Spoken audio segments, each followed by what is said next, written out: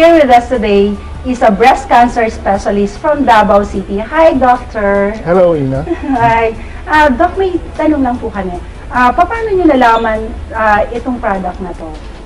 Well, actually, a family friend of ours visited me in my clinic and introduced transfer factor to me. And at first, every doctor would be hesitant to prescribe a food supplement at that. Kasi natatakot ang mga doktor na baka hindi effective. Until a patient who had recurrent breast cancer came to my clinic. The next option there is not surgery, not radiotherapy, but more expensive chemotherapy. With this option that I gave her, she cried and she said she couldn't afford the very expensive treatment. So I said, oh, why don't you try this product, Transfer Factor? This was introduced to me. And after 1 month, she came back to me in my clinic, and I was amazed with the result.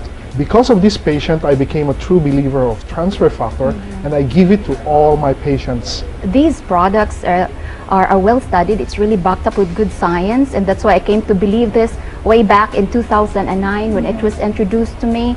Though initially I was skeptic, but after reading all the materials, trying to review all the write-ups and the studies, and knowing that the science been there for more than 50 years already. It was just refined, and the biotechnology was only provided by this company, and they come up with a very potent transfer factor, and that's creating the wonders today. This has changed my family.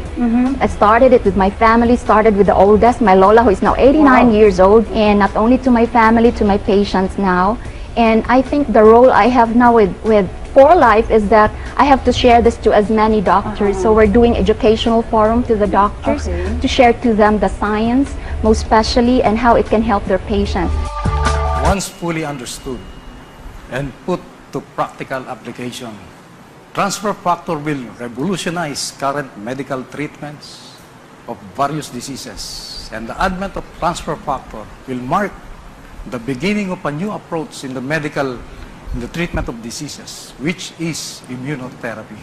Phenomenal ability ng Transfer Factor lies on its ability, yung kanyang kakayahan i-activate ang cell-mediated immune system. Ano ibig sabihin ng Kung naniniwala kayo sa bakuna, ang action ng transfer factor ay ang action ng bakuna. Kaya nga lang, ang bakuna, it needs to complete. Kailangan niya ikumpleto ang immune process, which involves several stages. So ibig sabihin, matagal bago niya ma-develop yung cell-mediated immune response. Pero ang transfer factor, it will take you a matter of less than 12 hours to induce yung same na immune response that vaccines are capable of. Doctora, I understand that you had a personal experience with this transfer factor. So could you share it with our audience kung ano yung nangyari sa inyo? At first, I'm very skeptical. I was skeptical about it because as a doctor, alam nyo na kung ano na naman yang ibibigay sa akin na yan. Sabi ng aking kaibigan, you try it. Doktor sa amin, sa dentist sa aming clinic, sabi, comadre, you try it. Sabi, kasi nakahusay sa akin, nakagaling sa akin. Sabi ko, nako, ayoko niyan. So, inisnab ko yun, ang primero, no? Ngayon, nung hindi na ako makagulapay sa pains, kasi ang aking vertebral column, yung lumbar, 5th and 4th lumbar vertebrae, nag-degenerate. So, naipit yung ugat ko. So, I was in pain, excruciating pain, may sciatica and spondylitis.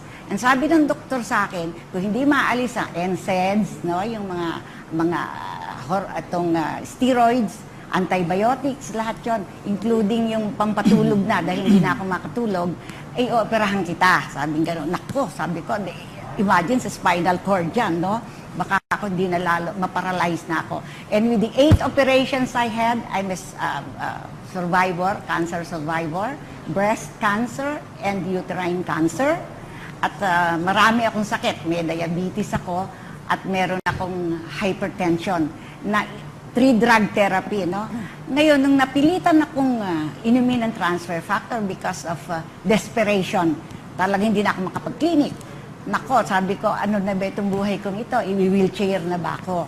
So, noong inumin ko, siyam agad. Dahil ang binigay sa akin, siyam eh. Ang instruction, take 3 capsules in the morning in an empty stomach, sa tanghali at sa gabi.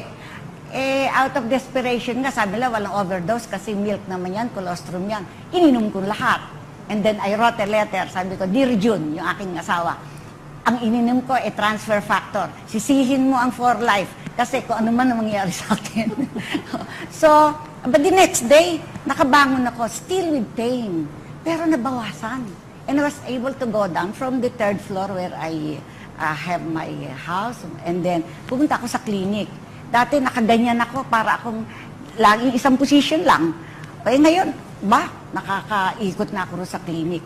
Sabi ko, tawagin mo yung ano na yan, yung nagkukuha niyan, yung mga nagbibigay niyang transfer factor na yun at gusto ko ituloy. So, I took it since then, primero mega dose, tapos sumunod, in-reduce kong dose. Ngayon, 1 capsule na lang in the morning, in the evening. Talaga pala, ang immune system ko lumakas. Yung lahat naman kasi ng condition sa katawan natin na merong talagang inflammation, talagang magaling siya. Talagang,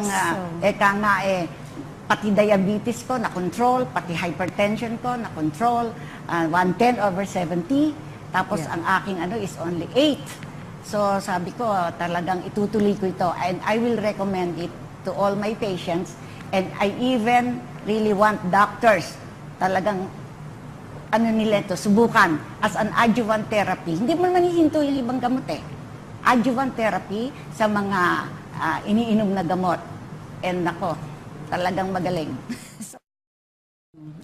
Ang intriguing fact, reality is, 3 bagay ang nagkokos ng mga karamdaman. Yung viral, bacterial infection, at saka yung immunity disorder.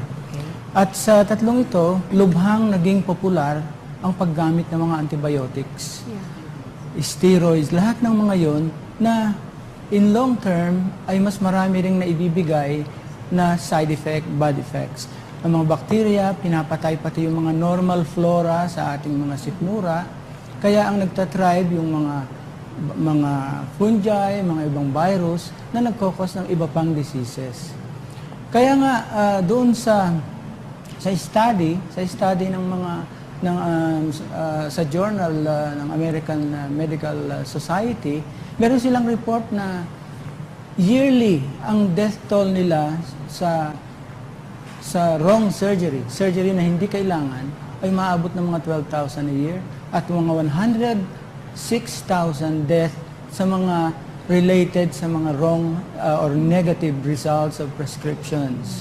At this time, lumabas ang ating technology ng transfer factor, which is talagang napakabisa upang turuan yung mga immune system natin na nawawala sa landas.